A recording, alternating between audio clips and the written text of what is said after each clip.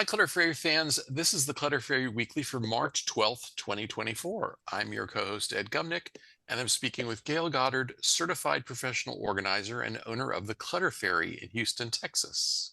Hi, everybody. The Clutter Fairy Weekly is the webcast and podcast that digs deep into the clutter that piles up between you and the life you want to be living. We explore the habits and the behaviors that lead to clutter, and we suggest strategies to slow the accumulation, reduce the collection, and comfortably manage the stuff we decide to keep. If you're new to our Zoom meeting, we want to let you know that you can share your comments and questions via the chat feature, and I'll try to make sure Gayle addresses them before we move on to another topic. You can also use the raise hand feature if you'd like to ask a question or make a comment yourself via audio or video. And we're streaming the webcast live on Facebook, so you can share your questions and comments there, and I'll relay them to Gayle. Hi, Facebook. Shout out to all of our listeners outside of North America who haven't changed their time yet, and yet still managed to find us here at the right time. I completely forgot, even though Connie reminded me last week that Oh, our yeah, that time there was a change time was shift. not everyone else's time change. So we're an hour earlier outside of the United States and anywhere else that did change their time this weekend. And I imagine we're going to get to 1 o'clock and suddenly there's going to be a barrage There'll of be people this, going, wait, where's the wait, what show? happened? Sorry. And we're sorry about that, but you can Right, watch us on YouTube later. right. Okay, we're going to start by following up on last week's Weekly Tittle, which was called Seeking, not last week's, but the week before, 2 weeks. obviously, which was called Seeking Clarity. The assignment was to explore your personal balance between clarity and convenience. Let's hear from our participants in Zoom and on Facebook who experimented with setting a frequency of use threshold this week or last week. Please let us know in the comments. YouTube viewer CM shared a Tittle report and also coined a new phrase that we might need to talk about adding to our repertoire. CM writes, "Too much stuff on my bathroom and kitchen countertops for convenience sake. If I have to have items out because I don't have enough closet or cupboard space, then I'm going to try to contain them, but this time not just on a tray where they're so visible. This week, I'm going to try to contain them in something where they will be less visible, like a plastic bin with a lid. Back in the day, one nice bread box was simpler to deal with visibly rather than several loaves of bread out on the counter. I'm going to call this the bread box way of organizing. In a larger way, it's like using a wooden trunk with the lid closed to hide large items inside. With both a bread box and a trunk with a lid, things can be right out in the open, but hidden in plain sight." Gayle, what do you think about the bread box method of organizing? This is really a very clever concept. I like the visual reference of a bread box as a way to think about the container and using a lidded container to cut down on the visual distraction of all the stuff, but still keeping it out in the room or on the counter for easy access. It's really a great idea to think about it that way. You're in essence adding a drawer to the countertop by having a box with a lid in it. As long as it doesn't bother you to take up that much space on the surface, it should be fine. If all those items cover the surface already, then if you're replacing it with a lidded container, it should be an acceptable change from all of the stuff on the counter to a box with the stuff hidden inside of it also on the counter. By definition, the container is going to have to be big enough to hold the stuff that you had up there. So it's not going to materially change how much counter space you have available. It's just going to make it look a little differently. So I'm thinking that will be okay. I will say that in my head, I can hear viewers who are saying, if it's out of sight, it's out of mind, it's forgotten, it's erased from my memory. And I'd answer that it's okay. You don't have to remember what's in there. You don't have to remember what's in the box. You just have to remember to look there when you want something in order to see if it's already there. And for those of you needing a visual reminder, maybe it would help to add a descriptive label to the lidded container, like grooming supplies or cleaning supplies or whatever it is that you're containing. Give it just a little, a little label that references the contents a bit so that you or someone else can tell what is supposed to be in that container. Then you don't have to remember what's in there. You can just look at the label and go, oh yeah, it might be in here, and pull the lid and see what's in there. I did notice that she made a reference to if it's on the counter because my cupboards are already full, then I would say that too much stuff on the counter because you can't put it away is a sign that you've reached your physical storage capacity. You're at 100% and you're trying to get 120% by adding another container on the counter or having the stuff out on the counter. And I would add that it's probably a good time to go and dig through the cupboards and make sure everything in there is really something that you have to have. Make sure that you're not overflowing onto the counter and creating a problem on the counter because there's things in the cabinets that you haven't spent the time to call through. So do that before you add a container or before you keep all the stuff on the counter and then have to add a container to contain it. Ultimately, what we want on the counter is the stuff that you are going to use the most often and need to grab quickly. And so we're trying to think about ways for that to be less visually distracting, even though it needs to be up there because of frequency of use, if that helps. Yeah, M offered a counterpoint to that. She said, what about vitamins? I need to take them and would not remember them if I don't see them by the door as I leave the kitchen. There you go. And so then you could put them in a container without a lid so you can see them, or on a tray. Even putting them on a shallow tray makes it look like a collection. It looks more Makes it look like purposeful. something belongs there. Yeah. Yeah. It creates some parameters, it creates an edge, and it defines a space. And sometimes that just having a visual, oh, here's all my vitamins in this tray, or here's all my vitamins in this open box, gives it a little better look visually than just having all the containers all on the counter. But that's a personal preference thing for sure. So do it in the way that works the best for you. Connie reports, I put most of the baking things I use only for baking Christmas cookies away from prime placement. Very good. That is definitely an example of frequency of use. And you get it out once a year, so you don't need to look at it the rest of the year. So you can put it up out of the way and free up your prime real estate for the stuff that you use for the rest of the year. Great job. Yay. And Deborah replied same to that comment. So we have to assume that she and Connie are just on a wavelength and They're vibing today. right, getting the same chores done. Right? That's awesome.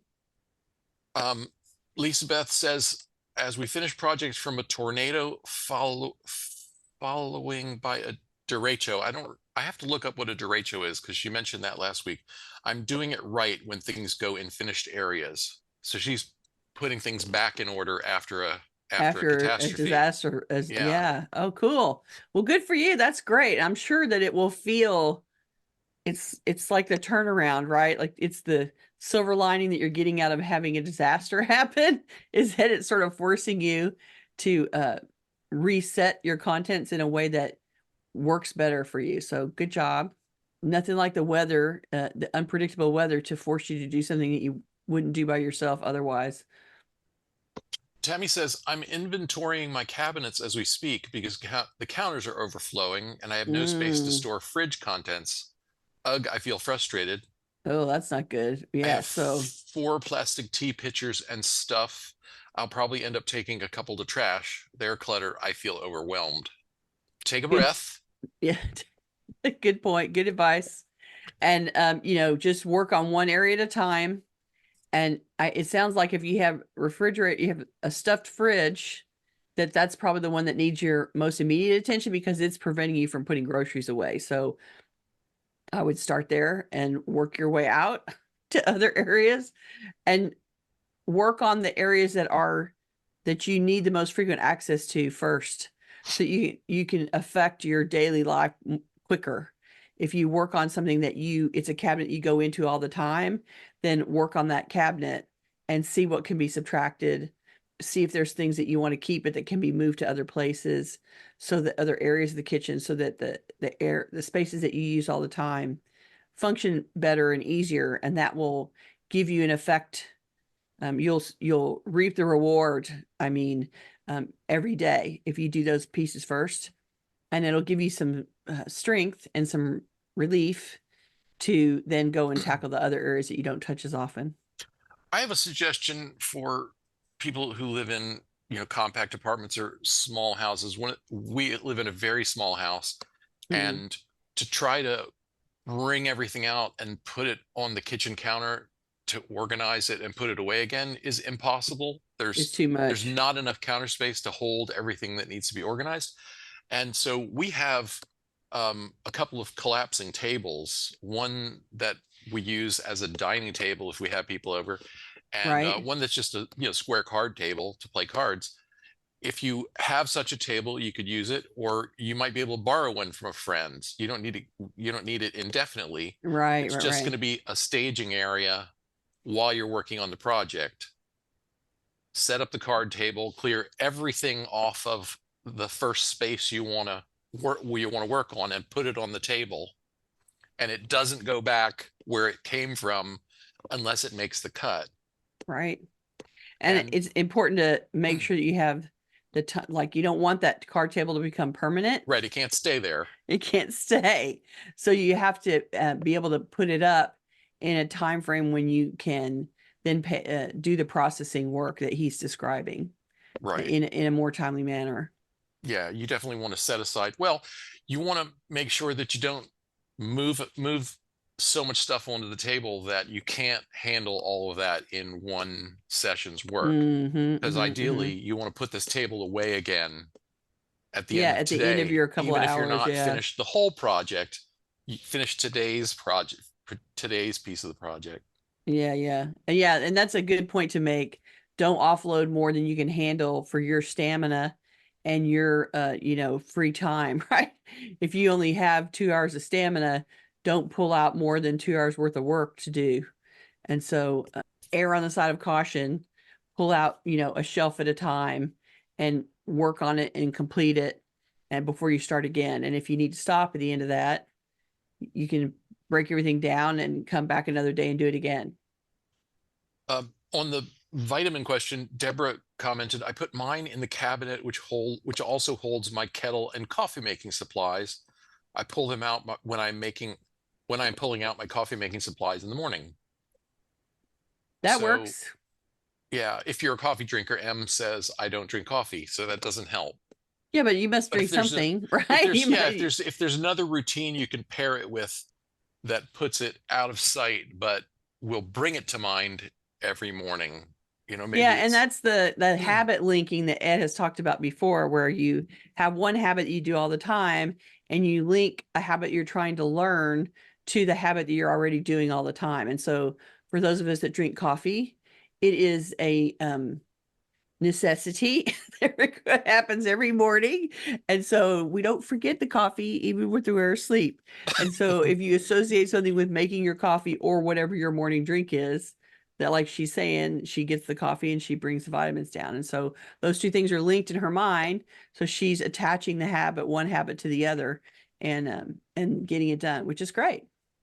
let's leave that right there. I may share some more tittle responses and comments later, but we have a lot of material prepared, so we better get on to the Paper, paper right? topic, the dreaded and much appreciated paper topic. paper paper is a plentiful source of clutter and frustration for many people. Even though our digital lives offer us more options than ever for going paperless, supposedly, paper clutter still seems to keep stacking up. Today, we're going to examine habits, behaviors, and attitudes that lead us to keep more paper than we need or can manage, and offer pointers for purging your personal paper piles. Paper clutter management is a topic that we get requests for all the time. And we haven't dedicated a full episode of paper management for more than a year. So it seems like it's a good time to take it up again. And let's start by talking about some of the results from our survey around paper. We started off by asking our audience, how would you rank paper clutter among the categories of stuff that you have difficulty managing? 44% of our respondents listed paper as their number one clutter issue, which is why we get asked for this topic all the time. Yeah, that actually surprised me. That was higher than I would have guessed. And then another 27% ranked paper as their number 2 or number 3 clutter issue. So that all adds up to 71% of you count paper among your top 3 clutter problems. So clearly it's a high priority for most of you. Needs support. You guys need support. So that's what we're here to do today. 13% selected the answer, paper's a problem, but it's not in my top 3. And only 17% of our audience said that paper clutter isn't a problem for them. We missed an opportunity here for not asking a follow-up question about this group. We're hoping that some of you who consider that paper isn't your issue, that maybe you can give us some ideas. We'd love to hear what methods and techniques you use for paper management, what has been successful for you. We should have asked that question and we didn't. So we only thought about it afterwards. It's like, oh, they don't think it's a problem. Why? Right. What are they doing? We definitely encourage y'all to chime in as we go along.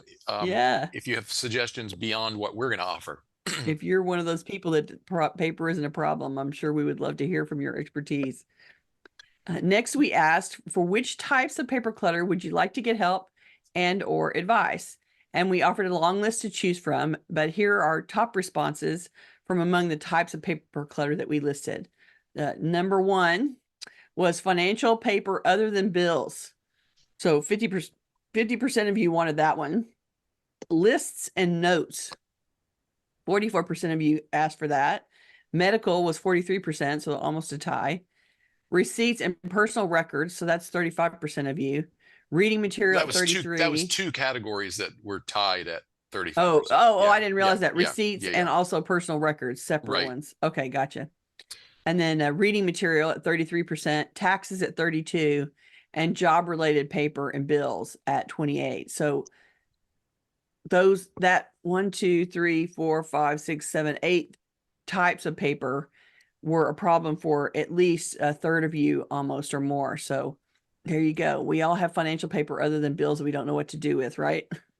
Top of the list. We also asked a follow-up question here to find out about categories of paper clutter that you struggle with that we hadn't listed. And in your answers to this question, we learned a couple of interesting things. First, we discovered that we'd left out some important categories, and that included photos and inherited paper, including historical stuff that supports genealogical research, and sentimental paper like letters and cards from friends. But in your answers to our what else question, we also noticed that the way people describe their paper clutter really reflects their anxiety, confusion, and frustration that paper can invoke in us. The value of any given piece of paper is more relative and changeable than any other kind of clutter. Unlike other clutter, paper seems to go through transformations the longer we hold on to it. An item of paper that starts life as a highly relevant and fresh note, intriguing reading material, or useful documentation can transmogrify over time into a mystery. Is this item reference material? Is it an overdue action item? Is it a memento, a historical document, a raw material for crafts? Or is it something to line your birdcage with? And the longer you hold onto and ignore a piece of paper, the harder it becomes to make sense of it or to find meaning in it. But still we keep it because we tend to invest paper with a greater significance and value than most of it really deserves. I want to add one more bit of feedback from the survey that I'm calling an audible on you here, but this is a comment. This is a comment that I really liked, because another question we asked was, we asked people to complete one of several statements about paper, and AG offered this one. I struggle with paper clutter because of poor time management, indecision, and being scared to get rid of something important or that I will regret getting rid of later. Also, some stuff I just don't know what to do with. Miscellaneous stuff can be a surprising amount of stuff. Yes, it can. That neatly summarized the problem of paper. Right. And the anxiety level and the distress that comes from dealing with it, for sure. Thank you, AG. Appreciate that. Sources of paper clutter are vast and varied. We receive incoming paper through mail mostly, but also from other sources like kids' gifts and artwork, parents' inherited records, school records, or work benefits or business records. There's also a category of paper clutter that is paper in your house that's really a keepsake and nothing else. That paper gets misclassified a lot, but if you keep it as a trigger of your memories of something that happened earlier in your life, it's really a keepsake and that's it. And storing keepsakes is a different conversation to have versus regular garden variety paper clutter. And we're talking about garden variety paper clutter today. I will mention later that you really want to shunt off the keepsakes to their own capture system because it's really not, if you're only keeping it for your memory, it doesn't need to be handled in the same way or mixed in with your regular paper that's Lost in your filing cabinet. yeah, that doesn't need to be Yeah. buried in amongst other stuff. So we'll talk about that later a little bit. So what hangs us up so badly when it comes to paper clutter? We pulled a whole bunch of these comments from the survey and then also having just my experience in working with clients. The first one that hangs everybody up is that paper represents too many decisions. Each piece of paper is a decision. Do I need this? Do I not need it?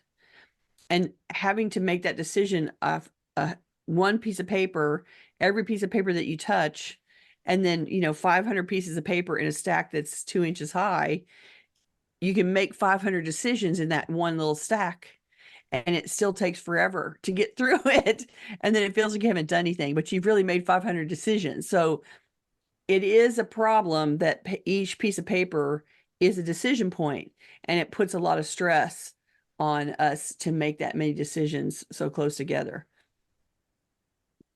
We also are very unsure about what to keep. What if I need it in the future? I see that with clients all the time. I don't know whether this is important or not, therefore I'm going to default to keeping it. And I get that is a reasonable strategy, but I think that it also contributes to a lot of backup, because if you err on the side of caution, then you end up keeping way more paper than you actually need. And so I try to advocate with clients that if you have a continuous type of paper that keeps showing up that you continue to be unsure about, that you go and find somebody who can tell you whether it's okay or not to keep it, so that you can make that category disappear if it turns out you don't actually need to keep it, especially when it's something that you get over and over and over and over again, and you're just keeping it because you don't know. Not knowing isn't a good enough reason. So if it's a big category, we need to find somebody who can advise you that you trust to say, yeah, you're really not going to have to use that anymore. And when I'm working with clients, I'm sort of that expert to say, this is why you're getting this piece of paper.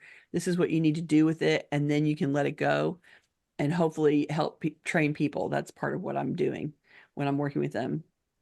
Working with paper is not super rewarding. Like, there's not a big reward for working with paper, or not much reward when you're doing that work. And it does feel like reducing paper clutter is the ultimate chore, just by the definition of chore. Like, nobody likes it.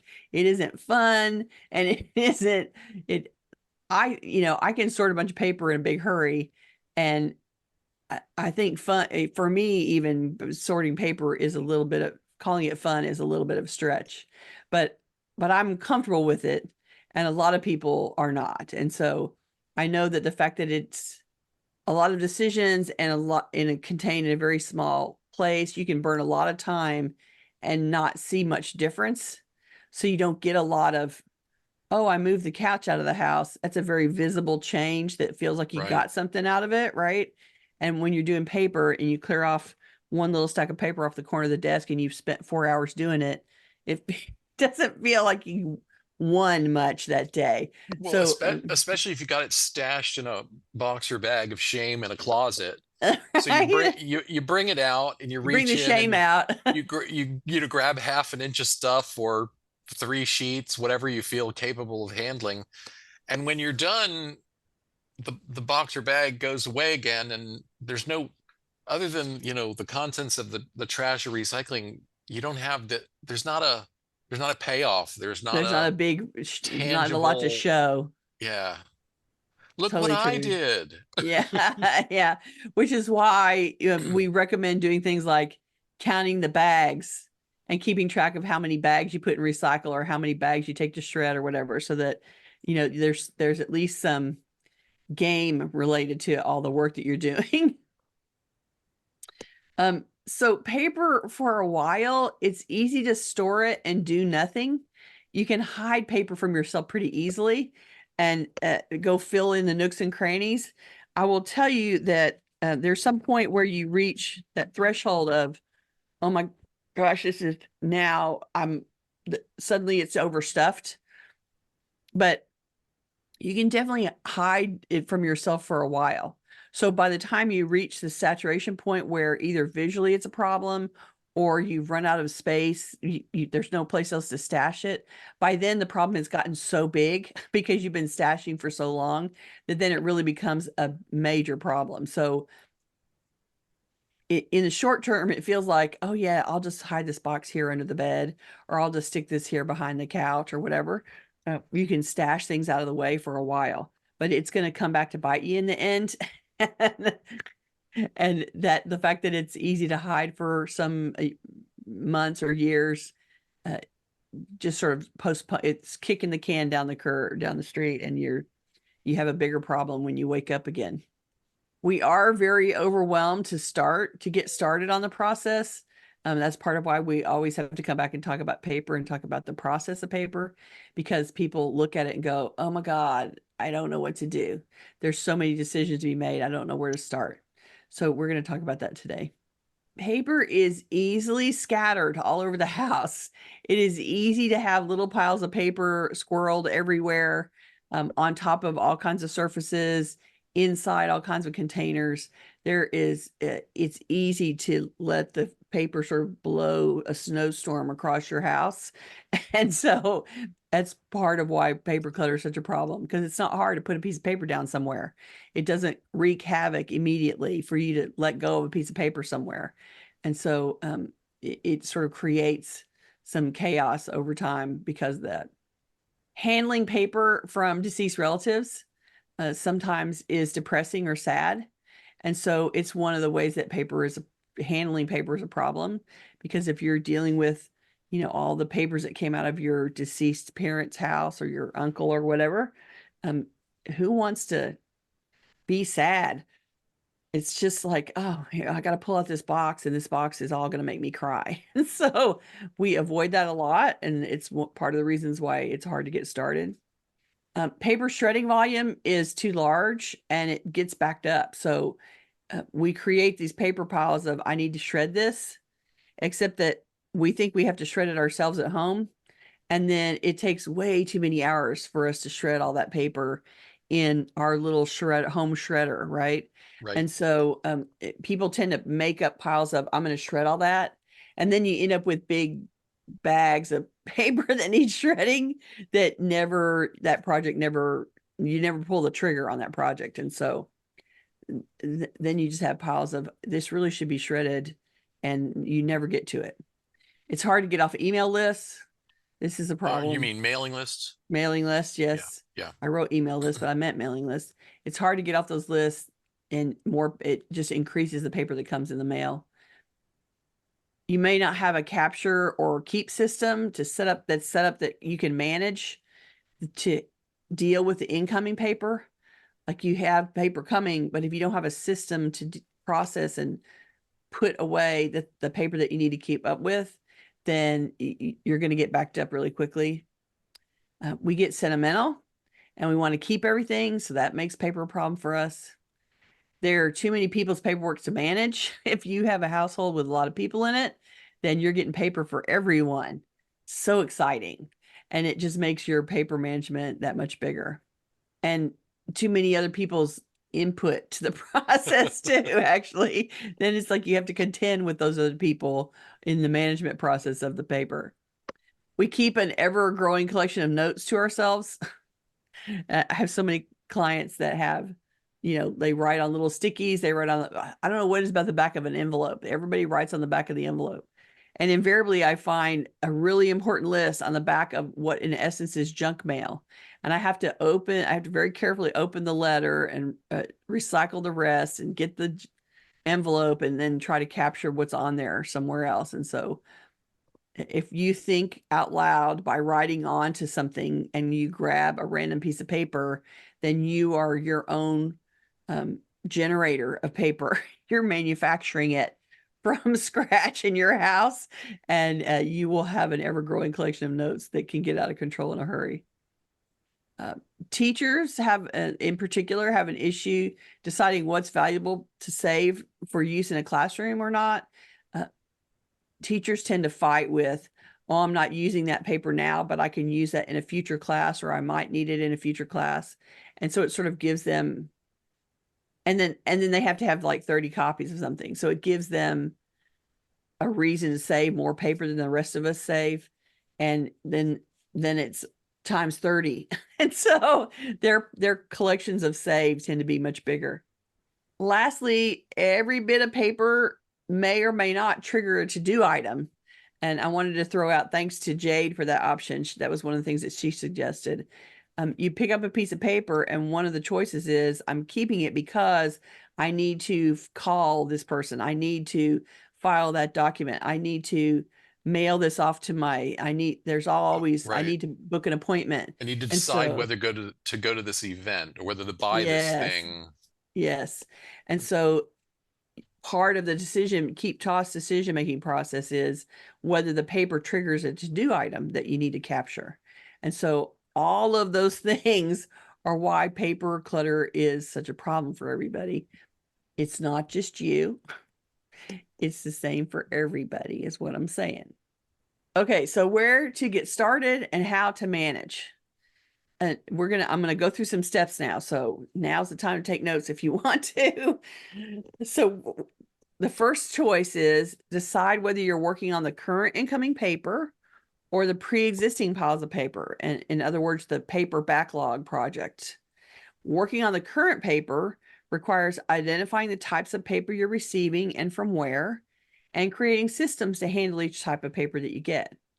Working on the backlog project of paper is you're going to find and sort and cull through the volume before you ever try to capture them into your existing system. So it's two different projects and two different sets of steps. We're going to start with the backlog paperwork.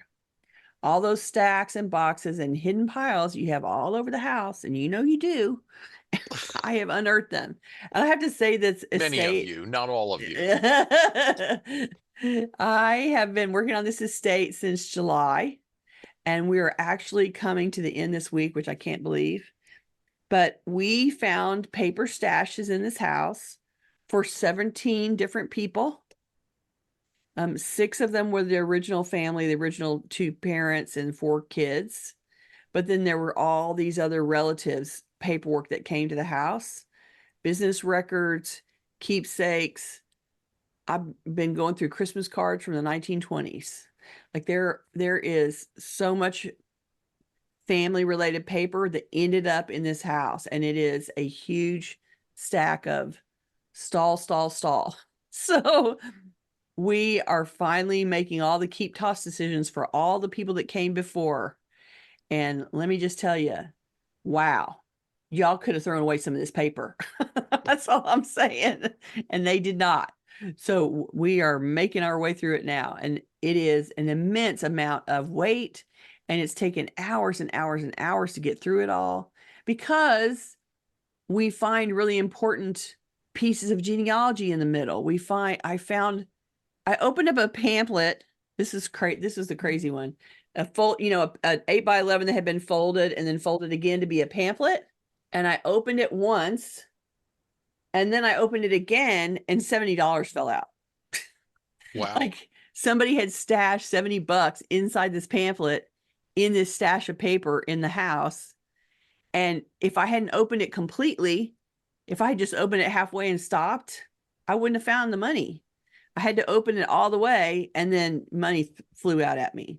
So I keep finding important little things in amongst all of the, paper that got stashed. And the farther that I get along in that project, there was a big stash of things under a pool table. A lot of boxes went under the pool table is what I'm saying. and the farther we got into the pool table, the older the records got, until I was actually dealing with paperwork from the 1920s. And it's been fascinating to look at it. And, it's now ephemera. It's not like electric bills from the late 1920s, HLMP electric bills. It wasn't Houston Lighting and Power then, it was something else, but it's not, we don't need those electric bills. They're just interesting to look at, right? So it has now aged into not important. And exactly 100-year, I'm handling 100-year-old paper. And let me tell you how brittle it is. It's very, very brittle. So there's been some fascinating finds. We have to go through it all, but I've been doing the sorting work for 17 people over 100 years, over several generations of, oh my gosh. Hopefully your stack is not that old. That's what I'm saying.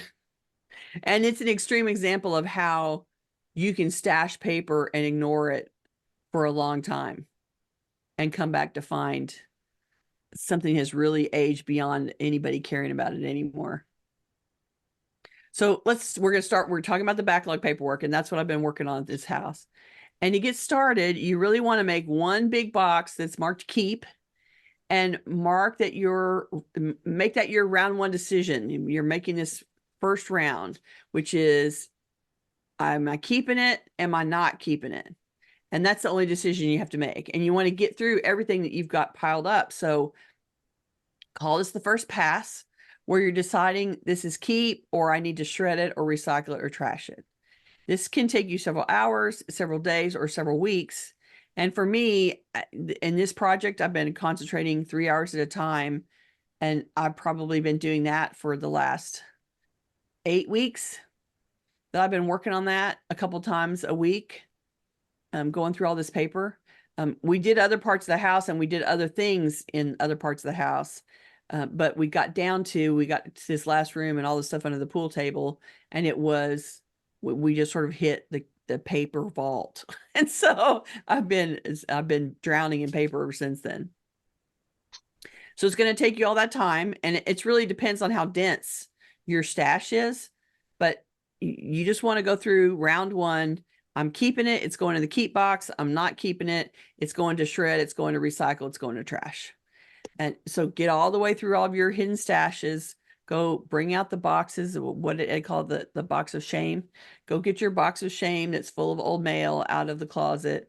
Go pull everything out from under the pool table and go through it. And, if it's going to take you weeks, then you're going to have to pull a box at a time and work on a little bit at a time and just keep going. And so keep or not keep is your first round decision. Then once you get to the end of that, you can take out your recycling and trash. And I would do that at the end of every work session, at every point where you stop. Okay, I've filled up a stack of recycling here. I've got a bunch of trash here. And whatever your work session is for the day, take those things out at the end of every work session.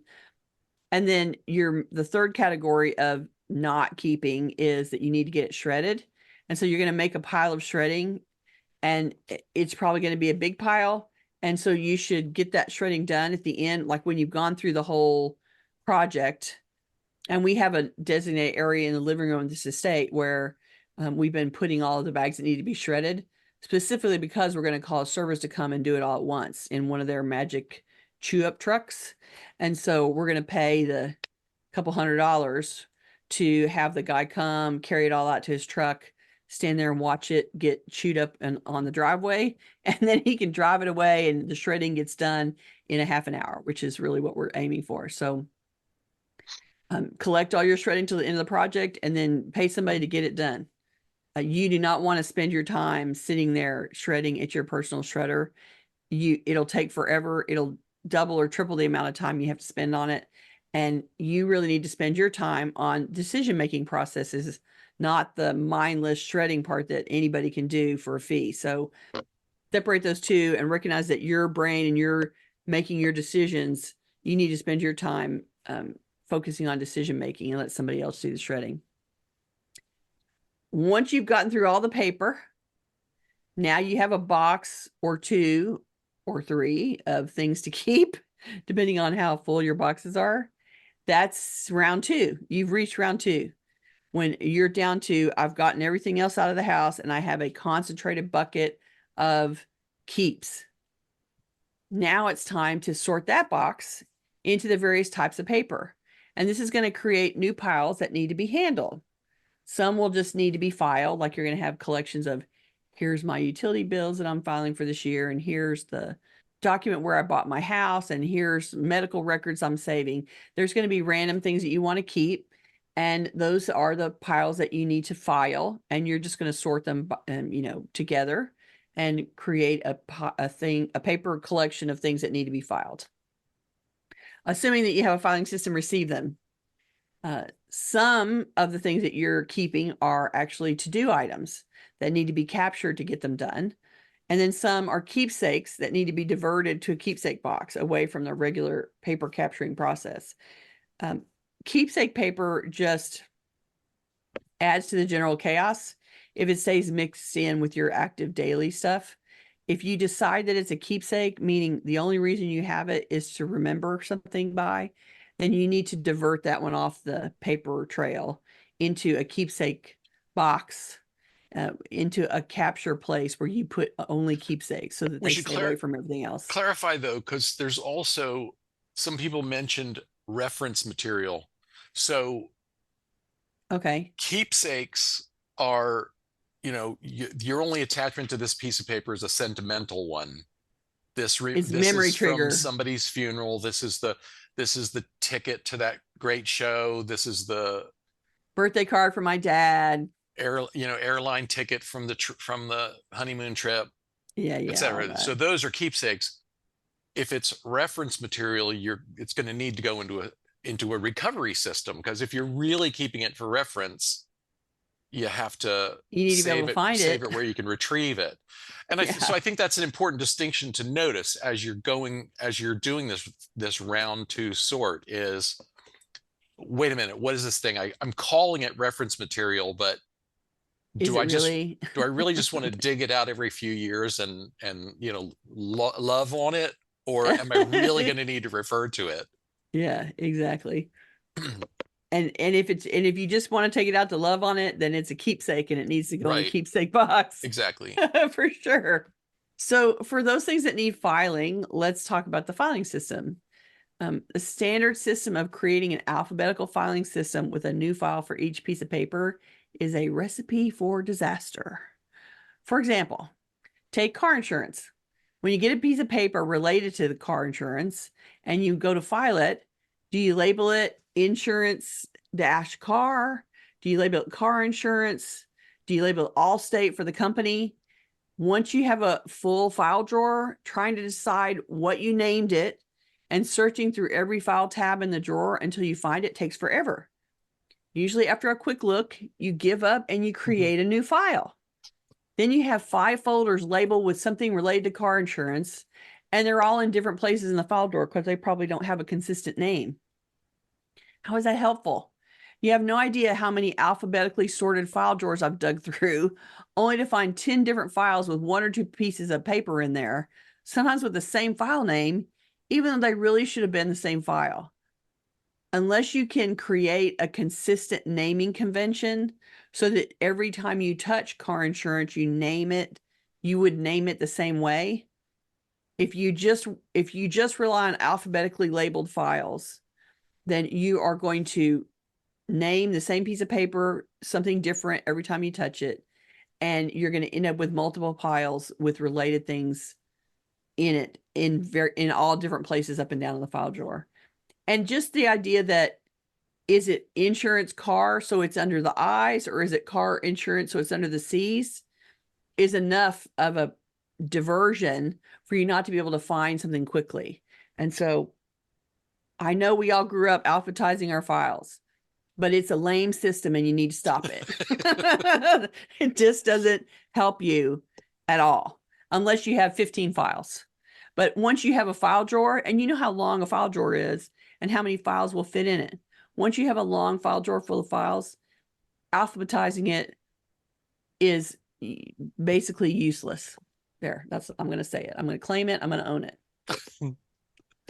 Why not try our idea of bigger buckets instead? Decide what major areas of your life need to be captured, like banking and investments, home, cars, medical, kids and school records, work records, hobbies. You can go online for a list of typical file categories too. Each bucket in our bigger bucket concept is a section of your file drawer. You can even place those sections in order of use. How frequently do you have to get into or add to those files? Put the most used section at the front of the drawer. Wouldn't that be logical? Within each section, let's try home for an example. You have various files related to home. So you might have home repairs and maintenance, home contents where you keep the receipts for things you have in the house, like here's the receipt for the refrigerator and the washing machine. Here's the receipt for the piece of artwork I bought, that kind of stuff. You might have home insurance, home warranties, if you keep the paper version of home warranties for the things that you have, appraisals, property taxes. File everything related to the house in that home section, that bigger bucket section of your file drawer.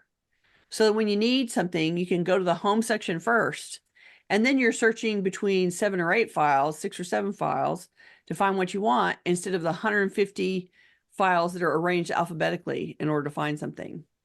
Go into a home bucket, which in essence is a section of your file drawer, and looking at those, few files there is a much more direct and shorter path to getting the piece of paper that you want than having it be alphabetical. Don't forget you can have a miscellaneous section too. There's always a few outliers that don't really make sense anywhere else. They're not, it's too small of a group to have their own bigger bucket, to have their own section. Their section becomes miscellaneous. So if there's some type of paper that gets too big in miscellaneous after you've been adding to it for a while, then you can decide that you need to add a new section and pull it out of miscellaneous later. But miscellaneous is a good place to keep the 5% that doesn't, a paper that you think doesn't make sense for any of your other broad categories, any of your other bigger buckets. Next up, you also found a collection of paper that represents to-do items. So in your keep pile, you sorted the things that needed to be filing, and we talked about filing systems. And then you also ended up with paper that was about to-do items. I need to do something with this piece of paper. Now you need to capture those items so that you can take action on them. It's time to get out the to-do list in whatever format that you use, go through those papers that are reminding you to do something, and make the action list. As you make that list, pay attention to any items that seem like you think you should do something, but you know you will never actually do it. Just be real with yourself. Don't put anything on the list that you know in your heart is never going to happen. There's no need to torture yourself by keeping the paper, putting it on the list, and then ignoring it for a long time. There's no need to save that reminder paper either if you decide that in theory you should take this action, but in actuality you're never going to take that action. And so why keep the paper there to torture you forever? Why keep it on the list at all? Just pay attention to that. Otherwise, make your list, keep the items that are supporting the list, and create a parking space of some kind for that paper that supports your to-do items. It can be a file, a box, a zipper pouch, whatever makes sense for you. You just want to capture those papers that are reminding you to do stuff. And you need to keep it together and tied to your to-do list. So however that works for you. You don't want them floating around back in the general population of paper, getting lost again. So find a capture system that works with you. Take those to-do items, make a list, put them the loose pieces of paper together in a file, a box, whatever, and then go forward on taking action on that paper. Well, and that could just be, that can be one big bucket that you could just get, get yourself one red filing envelope or folder, and everything that is related to an action item that you might need to look back at when the time comes to do that item goes in that folder. And then when you write on your to-do list or in your organizer, buy tickets to the show, you can put, red folder for the supporting information that you're going to need. Mm-hmm. To go back and pull it out and look at it while you're doing the item, right? And while you're building and locking in that habit. Absolutely. I did want to add, talking about aspirational stuff, in David Allen's Getting Things Done system, he talks about keeping a someday maybe list or folder. Yeah. And, I think instead of keeping you get the flyer from the skydiving school and you're thinking, I may do that one of these days. You don't really need to keep that flyer, but you could put on your someday maybe list, Do I want to go skydiving? take a skydiving lesson. And then Right. later on, periodically you review your someday maybes and you go, I'm never going to go skydiving, not in a million years. And I'm cross not it out. willing to jump out of a Right? plane with a Nope, parachute. that's not Sorry. going to happen. Right. Way too terrified for that. If you're reluctant to give up your possibilities, then the someday maybe list is a way to corral ideas of things that you might want to do. And the trick is to not just shove everything into that someday maybe without going back and looking at it occasionally and going, yeah, not going to jump out of a plane. And so scratch that off, go get that piece of paper out of the list, throw it away, right? The flyer that you've had for 10 years to remind you that you maybe want to take a skydiving lesson is no longer going to be valid. The pricing is not going to work. The schedule is not going to work. The company may not exist. So the older that piece of paper is, the less likely that it'll have current or relevant information to the decision or the action you're trying to take. So again, you can put it on the list. I want to find out about skydiving, and you don't have to keep the piece of paper once you get it on the list. I'm just saying. Anything that you capture in the red folder that Ed's describing, your paper that supports your to-do items, you do have to circle back through that folder occasionally and find out, I did this one, right? Like I already handled this one, or I've changed my mind about it, and be pulling as much as you're adding, you need to be also checking to pull things out as you get done. All right, so clearly we can't cover every possibility or every type of paper or every solution option here today, but we hope this is a good overview of the problems and solutions that you have related to paper clutter. And now would be a good time to ask specific questions about your paper situation. We don't have very much time because we filled it all up, right? But M says, I have found 20-year-old to-do lists with those never will get done items on them. It's disheartening. Good idea to leave them off the list. When you make a new current list, yes, you don't need to keep capturing them. And, you can look at it as disheartening, or you can look at it and go, I had an idea. It didn't come to fruition. It doesn't, you don't have to realize every idea that you have in your life. Right. And so maybe, it was an idea. It had a moment. The moment passed. I'm not really going to do that. It's okay. Don't let your old to-do lists bring you shame. There's no reason for you to give yourself shame from your own lists. I want to share a couple of comments from people in that 17%, the people who don't struggle with paper, or the people who have solved their struggle with paper is really a better way to say it. Okay. Paula says, my paper is under control because I'm absolutely ruthless about it. Everything is sorted into categories and put into binders, such as medical and financial. I go through paper regularly and toss items no longer needed, such as last year's glasses prescriptions. Ginger says, I made a list of the types of paper we received and decided how we will handle it. Category 1, keep forever.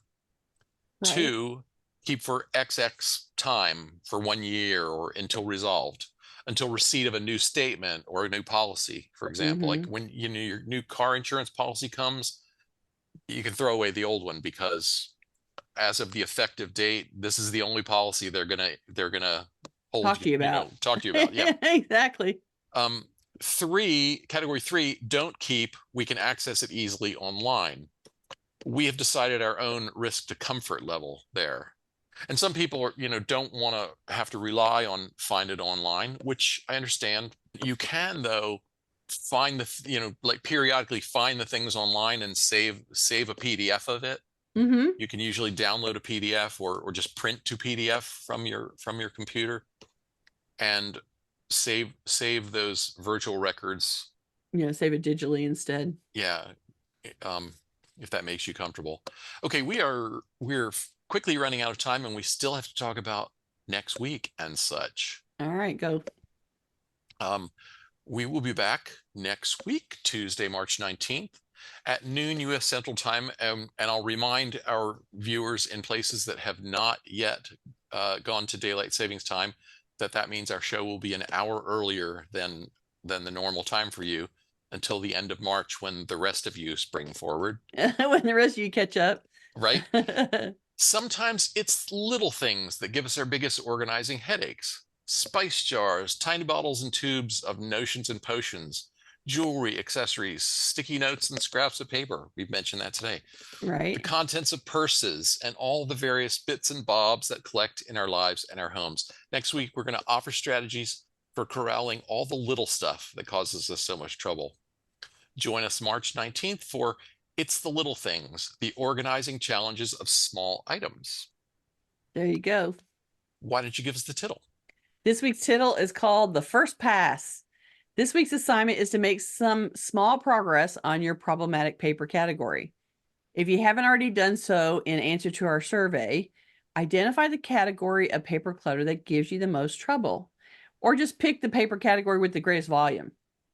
Schedule an appointment with yourself to make a first pass through a stack of paper in this category. We suggest that you allow 20 to 30 minutes for this task. Sit down with a stack of paper, an empty container for the items you'll keep, with a pen, a pencil, and some Post-it notes.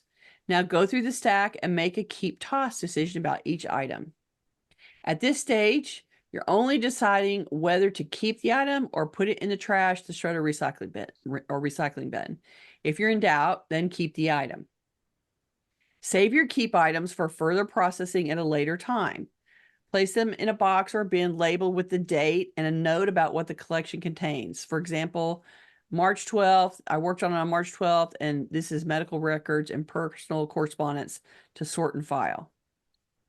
If you're in the 17% of our audience who don't have a problem with paper at all, then make time this week to review your paper management system that you already have in place.